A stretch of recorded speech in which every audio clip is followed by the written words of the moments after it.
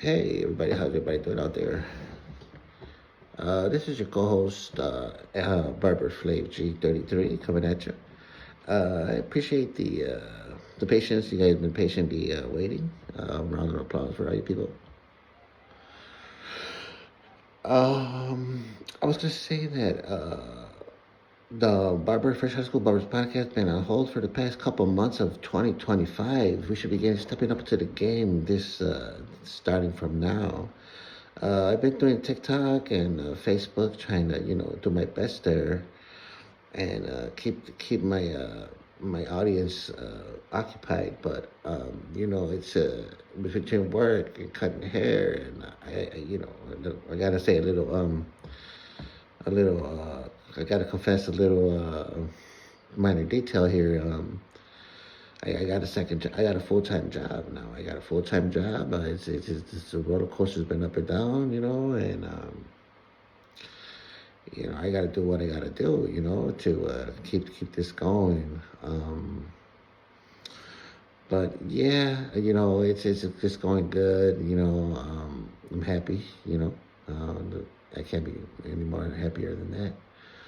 And I'm still cutting hair. I got a lot of returning clients that are coming back. The same people, they're the same turnaround, they're coming back. Let's get a round of applause for that. There. So yeah, I want to grow my YouTube channel. You're more than welcome to join my YouTube channel at Flavio Guzman. Just type that in. Hashtag Barber FG33. You'll see me pop up on the screen there, the search bar, and just give me a follow on my videos. I really want to entertain and educate my audience here in the podcast through my YouTube channel, and let's do something like that. A round of applause for that.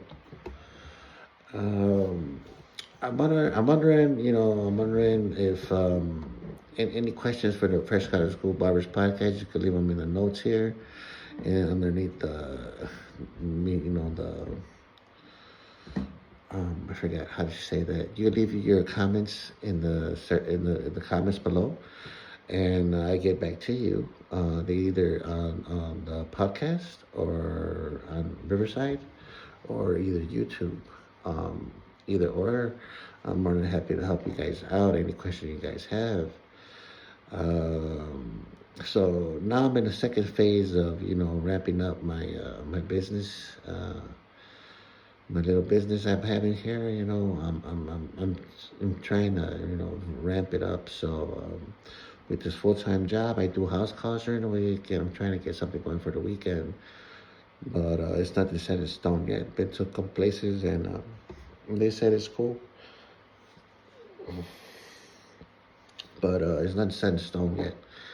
I had some, what do you call it, car trouble. I had a hit and run on my on one of the vehicles we own, and so that's in the body shop getting repaired. If it's not one thing, it's another, but it's getting repaired. So we're gonna take care of that, and slowly but surely, I'll be wrapping up my what should we call it? My business here with Conair, it's something I've always loved, and I've always had a dream of doing something like that. Being my own boss one day. I pretty much when I was young, when you're young, you get all these thoughts. I don't know if they ever happened to you guys, but and one of my thoughts was to be independent at a young age. At age 45 or 40, I wanted to be retired when I was young, and live off my retirement. So I don't know how many of you guys think like that, but I'm 45 and I ain't retired. I'm not retired, and I'm still working. So I'm still working, and it's something where it's like maybe I want to say there's new goals I've lined up. Maybe by 60, I want to be retired. But by 60, I would like to have my own operating shop and running for itself, or but I would still be cutting hair because I learned that from all older previous barbers that I would go to, that they were nice and old at an old age and they're still cutting hair, which is like you're doing something you love for the rest of your life, and it's never work. It's always a pleasure to render that service, and as you don't look at it like a 9 to 5, you look at it as free time, or you look at it as free time, or I should say like just hanging out, and talking to the people that and cutting their hair, like like back in the day, So I see myself doing that, but I want to be independent by like 60. I want to have everything like going my way.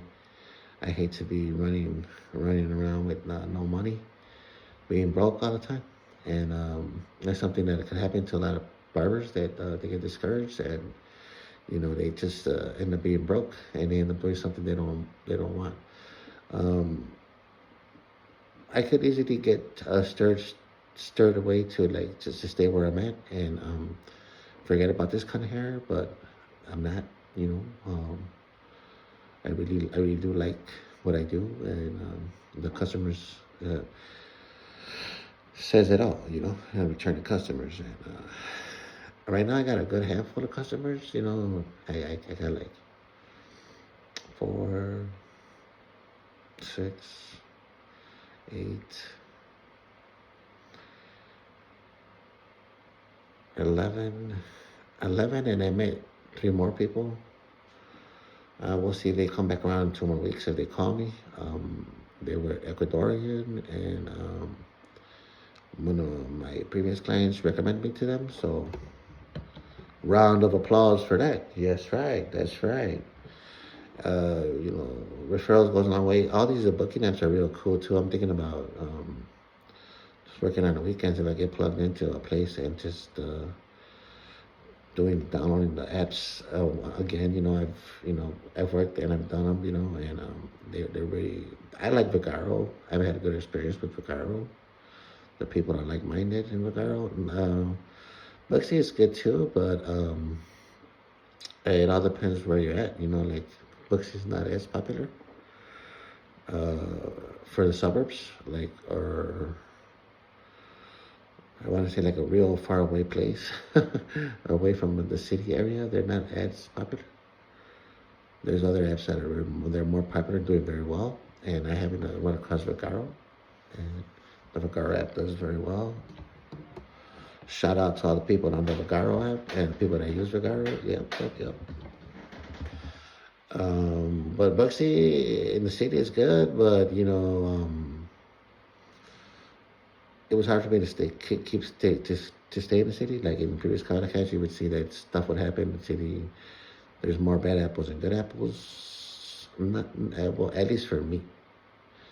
If it wasn't one thing, it was another. You could see that in my podcast. So now we're watching each other, we're looking at each other, and I think I'm just gonna stick to this podcast with the YouTube. I do TikTok lives, and I do karaoke on my free time when I don't do nothing. I like singing, people. So round of applause for that. Before the pandemic, I had goals of owning a horse ranch. I liked I was a horse fan. I like giddying up, saddling, hoofing, stuff like that. So I had goals back before Corona that I wanted to have like a little 5 acre, 10 acre, 20 acre farm, and couple horses and whatever, and a lot of whatnots, but thank God for COVID, we were supposed to turn the page around. We turned the new leaf around. And I remember when my leaf fell on me at 12 years of age, it's not that I wanted to, it was a necessity because we were getting chopped up by the salons back in the 90s. Oh, I said 80s, right? No, 90s, early 90s. We were getting butchered, and we didn't like that. We were already adolescents at the time, and thanks for my friend, I stood up to the plate and started giving out fresh haircuts within that summer of 93, 92. in 92. Yeah, the summer of 92. And in the winter of 91, that's when when I got my clippers. They were given to me.